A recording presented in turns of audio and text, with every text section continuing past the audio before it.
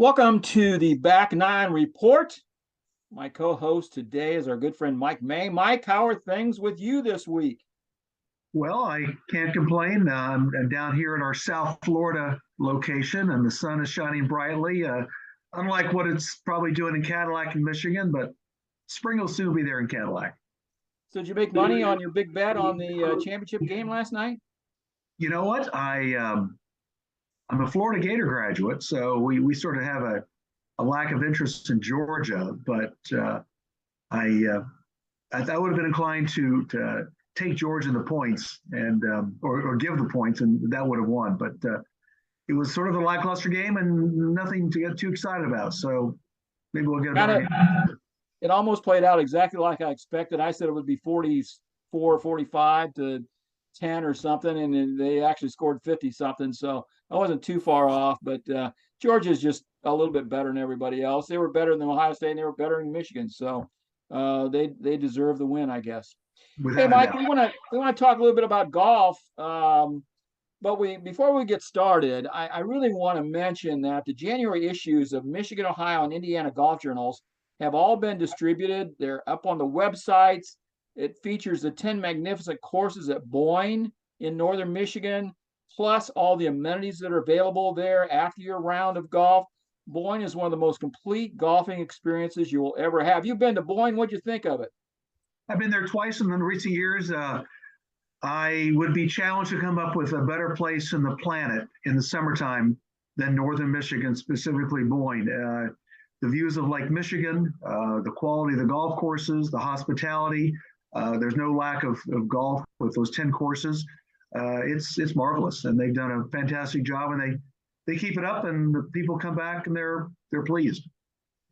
Hey, Mike, last weekend we had the first PGA Tour event of the season, the Sentry Tournament of Champions from Kapalua in Hawaii. And John Rahm came roaring back on Sunday with a 10 under par 63 to defeat Collin Morikawa, who kind of led all week. And so our topic for the week, Mike, is what we learned at Kapalua Sentry Tournament of Champions. First of all, Collin Morikawa seemed in control through the first 54 holes. He made no bogeys in 54 holes. He was just cruising. Then on Sunday, you could just see the pressure was ramped up a little bit. He just couldn't quite get going. Made those three bogeys on the back nine while John Rahm was firing that 10 under par 63. Rahm surpassed him, ended up winning the tournament. So my question to you, did John Rahm win this, or did Collin Morikawa give it away? Well, I think we were both talking yesterday that after I think John Rahm bogeyed the first hole, and I think Morikawa had an early birdie. So in many respects, that 7-shot lead became like 9 or 10, and John Rahm just was playing like he had a bit in his mouth like a horse, and he was going for the finish, and he was either going to win or fail miserably, and Morikawa just didn't have it. It's unusual to say that because Morikawa was won a PGA Championship, he's won a British Open Championship or an Open Championship, so he obviously can play well when it's tough. But first event of the year, he hasn't really played in a while, and he's a human being, and so I'd say it was more a case of John Rahm winning it than Morikawa losing it, though it was a little bit of both. Yeah, Morikawa has been really one of the best young players since he came out of college, and he has won the two major championships. He's been just a wonderful player, but you know he kind of got into a rut last year where he had some issues with some things, and some of the little things that he had issues that really came forward last year, and so he really addressed those this winter.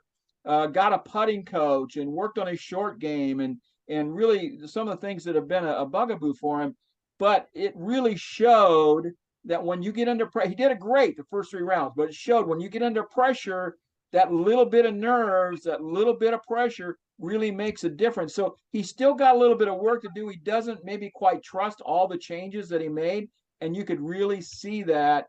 He bogeyed the three easiest holes on the golf course on the back nine, and that really was the difference right there. Even as poorly as he was playing, if he could have just made pars on those holes, he still would have won. but it just got to him there in the back nine, and things started going sideways. And as you know, Mike, sometimes we just lose it on the golf course, and we don't. It looks like we never played before, even though you're a really good player. It happens to everybody, doesn't it? We're human, and even the great champions have faltered down the stretch. Think of all the times that Arnold Palmer has faltered down the stretch and threw away a major championship, specifically that one at Olympic Club back in the year that Billy Casper won. But he was still a great champion, and Morikawa will come back. And I wonder, had Morikawa parred those 3 holes, made birdies, and still won, would there still be an element of doubt about the trust issues that he must have with his new swings and new techniques? But when you lose like that, it becomes even more clear and profound. Yeah, for sure. We previewed, we talked a little bit about the Sentry Tournament of Champions last week on Back Nine Report, and I had said that this was perfect for Jon Rahm. I really felt, he was runner-up here last year. He didn't have the greatest. I mean, he had a really good year last year. Don't get me wrong, but he didn't have the kind of year that Jon Rahm expects to have. And so I thought that he would come out fired up. And this golf course is perfect for him. He's long, he can bomb it, he's a great putter. And that's exactly what this course is. It's wide open off the tee. You can just let it fly. That one hole, I mean, his drive was like 400 yards. On 17, he hit it 375 or 380 with his 3-wood. Okay. Now it's downhill, and so he got like 96 yards of roll, but still, if he'd hit his driver, he'd have gone through the fairway into the ravine. So he had to hit 3-wood, but he still hit it 400, almost 400 yards. So this golf course is set up for him, and he's a really good putter. And these big greens with a lot of undulation changes, that over 72 holes, that's what makes a difference for a guy like him. And I really felt he was going to have a good week, and it turned out that he did. You were right. You predicted it, and of course, all this great length with a swing that's it's like a 3/4 length backswing. And Jon Rahm is definitely a player who's fueled by mental makeup. If he's in a good frame of mind, he's can beat anyone, and knows he can beat anyone, and often does. So it's off to a good start. He won the U.S. Open in 2021, I believe, at Torrey Pines, and for him to start off with a win in the islands, watch out for him at Augusta. Yeah, I think that's the next. I think that's the next thing for him. Well, we got the players in there in March, but then Augusta. He's perfect. He has a perfect game for Augusta. Long off the tee. There's plenty of room to drive it there, and he has such a great touch around the greens. So yeah, he could be a real factor. That could set him up. He could just roll right into Augusta. That you're exactly right. Another guy that finally got back to playing, Will Zalatoris. He's back. He appears to be able to play at a very high level again. He missed a large chunk of last year due to some back issues, but he appears to be ready to resume being a factor week in and week out on the PGA Tour. Talk to a little bit about Will Zalatoris. Well, Will just came out of the chute like a cannon and started contending all these majors. And many people were saying, "Who's Will Zalatoris?" And he was not he popped up early for the first time at Augusta a couple years ago. I think that was the year that Matsuyama won, and he's continued to have a presence on leaderboards, regular events, major events. I think the big thing for him is just maintain his health, make sure that back doesn't go out, and he's proven he can play under tight conditions, and he's one of those players that I expect to see for years to come. He's got a great mental attitude. I think he feels he can play with the best of them, and he is probably expecting a blockbuster year in 2023, and don't be surprised to see him pick up a major this year. Yeah, when guys get a rest like that, the season is so long now. And so when guys are forced to go out in injury, when they come back, they're kind of ready to go. They're rested up, and if they're healed up, you can see them play really well. And so Zalatoris, he was okay on Thursday and Friday, but on Sunday he just lit it up and really showed the Will Zalatoris that we've come to know that he can be a factor. talking of bad backs, we had Xander Schauffele that had to withdraw actually from this event. He just was in too much pain and couldn't go. And so the announcers were talking about, the caddy kind of said to him, listen, if there's an issue here, let's not force this thing. This is just the start of the season. We got a lot of golf to go. Let's take the week off. Let's go get an MRI, see what's going on, and then come up with a plan of action. So that's exactly what they did. He withdrew, went home, back to California, and is going to seek out medical attention. Hopefully it's nothing too serious, and we'll see him back on the golf course. Another guy I want to talk about, Mike, somebody that had just a phenomenal year last year, Scotty Scheffler. He looks to be continuing his good form. He is remarkably consistent. I don't think I've seen a player who sort of in this very sneaky, quiet way won as many events in 1 year as he did last year, winning the Masters, he didn't win the Players. That was Cameron Smith. But I think he won at Bay Hill Arnold's event and two others. Scheffler has a game that's, I think, built for a long time. And he's got a great mental makeup. His demeanor on the golf course, you see him on TV, appears to be relaxed, competitive. And he's not the kind of guy who's going to, he doesn't seem to swing too hard. So I think he's got a body that'll last, a swing that'll last, and he's a very good putter. So expect Scotty Scheffler to contend virtually every week he shows up, and he'll be especially motivated in April at Augusta. One of the most popular players on the PGA Tour, Jordan Spieth, also had a pretty decent week. He, just was steady all week long. And again, this was a good course for Jordan because, he struggles off the tee, spraying the ball around a little bit. Well, you got room to do that at Kapalua, and he's so good around the greens. So this was another good venue for him. I wouldn't be surprised to see him win here at some point down the road, but he ended up with a good week as well. And his putting, if he can be marginally accurate off the tee, his putting continues to be stellar. And I remember when he made those great putts to win the Open against Matt Kuchar a few years ago, making bombs from everywhere. You're almost surprised when Jordan Spieth misses a putt. And again, he got on tour very young, and he's the real deal. Again, he's waiting to win I think it's a PGA Championship that he needs to complete his career Grand Slam. He's won at Augusta, he's won the U.S. Open, and he's won the take one of his good buddy Jordan JT's, Justin Thomas's, because he's got two of them. So right, they could maybe buy that from him. But Jordan is still very young. He went through a bit of a slump. He came out of it last year. He won. He was on the President's Cup team, had a great pairing with JT. I think Jordan Spieth's mental makeup is as strong as it's ever been, and I'd be shocked if he doesn't have a stellar year. What do you think about his pre-shot routine? You like that? Well, it's different. I think of the former great baseball player Joe Morgan had that sort of chicken wing going with his left arm, and some players have different idiosyncrasies. There you go.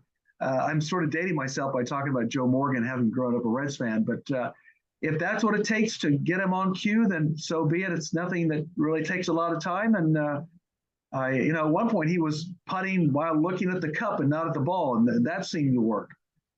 I must admit, even I've tried that in recent weeks, and it's not a bad way to putt. So Jordan, I think, is in a good frame of mind. And this is a Ryder Cup year. I'm sure he wants to do well and get on that team and play with Justin Thomas. Again, I'll be shocked if he doesn't have a top 10 in every major and maybe even pick it up one. Speaking of Justin Thomas, he was not quite up to his normal standard of play at Kapalua, but he did get to 15 under, and they go over to Sony this week, and Jordan and JT are both in the Sony Open, and Justin Thomas has won at Waialae before. So, he kind of got the rust off maybe this week. He could be a factor this week. Any comments on Justin Thomas? I think Justin sort of got the monkey off his back by winning a second major. A lot of players win one major, and that's all they do. But he's got a second one. Again, that put him in a better frame of mind. Again, had a tremendous President's Cup experience with Jordan. I almost look at Justin Thomas and Jordan Spieth as twins. And I would be shocked if we don't have a major this year. We're coming down the stretch on Sunday. You have those two in the last group, or within a group of each other contending. They're good friends. They're competitive. Both went to major schools. Jordan went to Texas, and Justin went to Alabama. So they got a little, I guess, Southeastern football in common, since Texas will be joining the SEC. And again, both players are young. They're talented. They're driven. They're confident, and they're proven winners. Somebody that really moved himself up in the rankings last year, Max Homa. He had another great outing. He finished tied for third last week at the Tournament of Champions, and looks to continue his good play in 2023. Mike, do you see Max Homa winning a major this year? I don't see him winning a major. He continues to be a player who just seems to hover below the a line of awareness, and yet he just keeps showing up week in and week out, top 25s, the occasional top 10, and a talented player that not many people really know a lot about, which is probably fine with him. He's probably not recognized in many airports unless you're at a golf course or something like that. But Max is strong, steady, talented, again, just below the radar screen, and he might win a major. Nothing shocks me these days, but he's not someone I would list as a top 10 favorite, but I wouldn't rule him out. Kapalua, let's talk a little bit about the golf course. It's always a birdie fest there. Last year, it took 34 under to win it. And this year, we're at 28 under, 27 under. Do you like seeing them play a course like Kapalua, where birdies are pop up everywhere? It's a birdie fest, or would you rather see them play a little bit more difficult golf course? I think when you go to play golf in Hawaii, you should never have a difficult experience. You should be able to take the time to enjoy the flora and the fauna and the view. And it's the first event of the year. It's a celebration of champions. There's no need to make this a U.S. Open. And let's have some fun. I can't help but think of 18 when you think of Kapalua and that big winding par 5. And let's have the players go after it, have some fun. And again, they earned their right to go there. Let's make it a fun experience. And if someone can make a double eagle or a bunch of eagles, so be it. It's not like this is a U.S. Open or a U.S. Open qualifier. Let's have fun, and let's move on. Yeah, I like it. Every year I watch this thing. I love to watch the guys hit their second shots on 18. You mentioned 18, and so you've got to start it out at the stands to the right of the green, and either bring a draw or else hit it out there, and then let the ground take that around to the left, and it rolls down. I just love to watch that. It's not a hole where you can fly it into the pin. You have to actually kind of use the ground a little bit. Plus, the wind's usually blowing, so you've got to kind of hold it into the wind or work it through the wind. So I always like watching that second shot. I think it's one of the most interesting shots on the PGA Tour all year long, to be quite honest with you. So I always like to watch that. Mike, one more thing before we get done here today. It's also been reported that the TV viewing audience was down 75,000, or about 20% from 1 year ago. This is a trend that we've been seeing for the PGA Tour, especially since the end of last season, since the FedEx Cup. How long until sponsors will want to renegotiate or leave sponsorship deals altogether for the PGA Tour? Well, let's hope we never get to that. But the competitive environment for watching sports has never been greater. There's so many options out there with streaming and the networks and people watching on their computers. So it's a race for eyeballs. And the PGA Tour used to just be able to be on CBS or NBC or ABC or ESPN, and people would naturally go to it, especially this time of year. But you've got NFL football, you have the college football playoffs, you have NBA. It's a very competitive market for the attention span of people, and there's so many different ways to watch. So the people of the PGA Tour should be concerned, not overly worried, but the status quo is not good enough. What that new version is going to be, I don't know. It always helps to have a player like Tiger out there, but you can't rely on him to be out there any more than 3, 4, 5 times a year. And how can you creatively create some things that won't cause people to tune in and watch? obviously this time of year, watching anything from Hawaii is fun, especially if you're in Michigan or Indiana or Ohio. So we'll see what the PGA Tour does, how creative they'll get with new programming, new ideas. I think they started something with dogs and Amanda Balionis for CBS. So trying to create some gimmicks that will perk the curiosity of the viewer. Okay, so this week the PGA Tour moves to Sony Open Hawaii. We'll be watching that. Next week, we got the PGA show coming up here in about 10 days or 12 days. We've got the LPGA going to be starting here later in the month in Florida. So we got a lot of stuff to be talking about over the next couple of weeks. Mike, we're going to be looking forward to it. It'll be fun. I'm looking forward to it too. I'll see you in Orlando. Sounds good. Thanks, Mike. Take care. Same to you.